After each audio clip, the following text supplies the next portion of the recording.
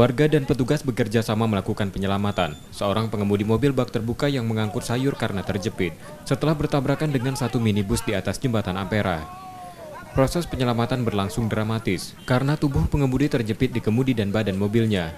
Upaya penyelamatan berhasil dilakukan, kemudian pengemudi dibawa ke rumah sakit.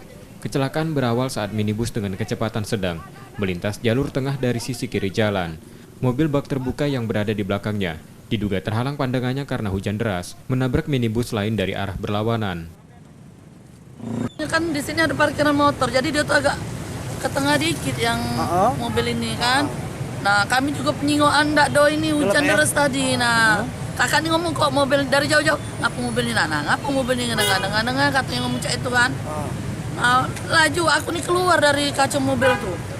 Udah keluar, Bu? Keluar aku dari kaca mobil. Iya, kaca mobil pecah, aku langsung muter. Mobil kami ini muter berapa kali. Peristiwa itu mengakibatkan 2 orang terluka, yakni pengemudi mobil bak terbuka dan istrinya. Kasus ini kemudian ditangani polisi dari Satlantas Polrestabes Palembang. Yudi Kiswanto, Kompas TV, Palembang.